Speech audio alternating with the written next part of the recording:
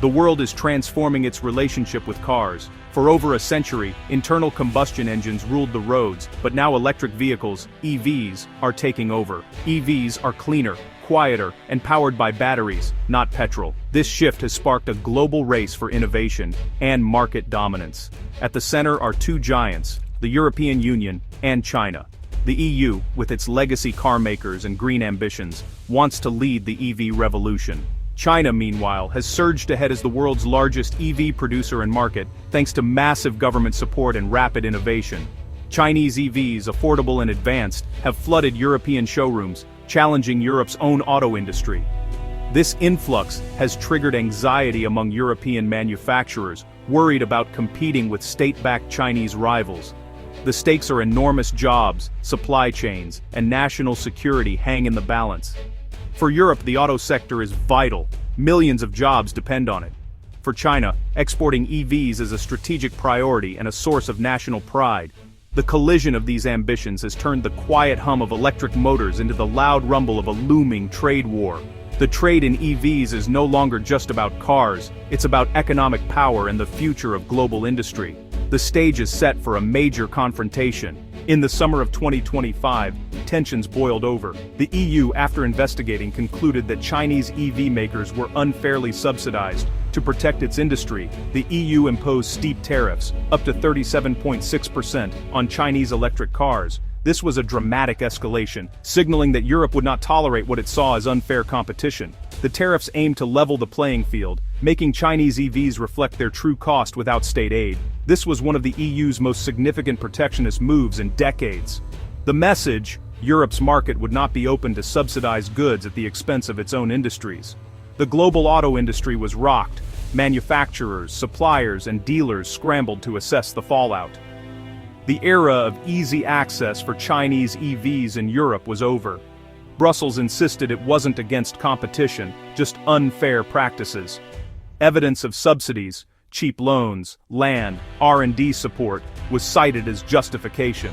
The EU's move drew a clear line in the sand, directly challenging China's export ambitions. The battle lines were drawn. The EU's tariffs had an immediate, dramatic impact. European buyers and dealerships, faced with soaring prices, began canceling orders for Chinese EVs en masse. The numbers were staggering: 150,000 orders canceled, wiping out $5 billion in expected sales for Chinese manufacturers. The dream of rapid growth in Europe vanished overnight. Chinese factories, suppliers, and the entire EV ecosystem felt the shock. Production lines slowed, and supply chains faltered. The loss rippled through China's economy, threatening jobs and future investments. The EU's decision didn't just hurt carmakers, it hit the entire network supporting the EV boom. The message was clear: trade policy can reshape global commerce in an instant. The brakes had slammed on China's automotive export machine. The fallout was swift and severe. Beijing's response was strategic, not just confrontational. Chinese diplomats launched a campaign of public diplomacy, urging cooperation and warning that tariffs would slow Europe's green transition. They argued that affordable Chinese EVs helped Europe meet climate goals, framing China as a partner, not a threat. Meanwhile, China continued investing in Europe. BYD built a factory in Hungary, Sherry in Spain, bypassing tariffs and creating local jobs. This investment was both economic and political, encouraging some EU countries to oppose Brussels' hard line. Yet Beijing also quietly paused new investments in member states supporting tariffs, rewarding allies and pressuring opponents. China's approach was a mix of carrot and stick: invest where welcome, withhold where challenged. The goal: divide EU unity and keep markets open. Even as it called for dialogue, China used investment as leverage. The strategy was subtle but effective, complicating Europe's response.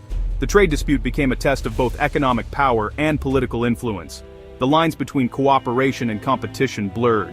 While calling for dialogue, China hit back with its own tariffs. Beijing targeted politically sensitive European exports, pork and French brandy, with steep duties. European pork producers, especially in Spain and Denmark, suddenly faced huge losses in the Chinese market. French cognac, a symbol of luxury and national pride, was also hit, putting pressure on France, a key advocate for the EU's car tariffs. Some big French brands negotiated exemptions, showing China's willingness to divide European interests. China expanded its retaliation to other goods, dairy, plastics, creating economic pain and political blowback. The aim mobilized European farmers and industries to pressure their governments to ease the conflict. The message was unmistakable. Trade barriers would be met with trade barriers. The tit-for-tat escalation had begun. Hopes for a diplomatic solution faded as talks stalled. The EU and China couldn't bridge the gap. Europe demanded real limits on Chinese EVs. China refused to accept restrictions. The provisional tariffs became semi-permanent, and both sides dug in. China tightened control over rare earth exports, threatening Europe's high-tech industries. The EU considered new investigations and even tougher tariffs on Chinese goods. The dispute expanded beyond cars, morphing into a broader battle over technology and supply chains. Both sides prepared new countermeasures, export controls, sanctions, and more. The trade war was no longer just about EVs. It was about economic and geopolitical power. The walls were rising on both sides. The conflict quickly spread beyond cars, reshaping EU-China economic ties. European telecom giants like Nokia and Ericsson lost ground in China, their market share plummeting. Top European scientists like battery expert Stefano Passerini moved to China, drawn by research funding and opportunity. EU exports to China fell, while exports to the US surged, signaling a shift in global trade patterns. The EV dispute accelerated a broader decoupling. Companies scrambled to diversify supply chains and reduce reliance on China. The era of seamless global trade was ending, replaced by fragmentation and regional blocs. The trade war forced a fundamental rethink of globalization. The world economy was being reshaped in real time.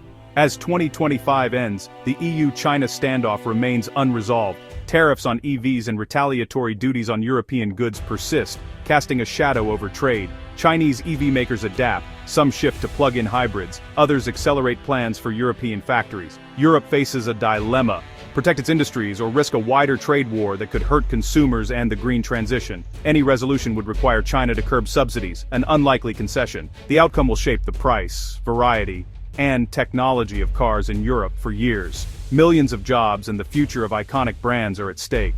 The dispute is about more than cars. It's a battle over economic rules and global influence. The world watches as two giants define the future of trade and technology.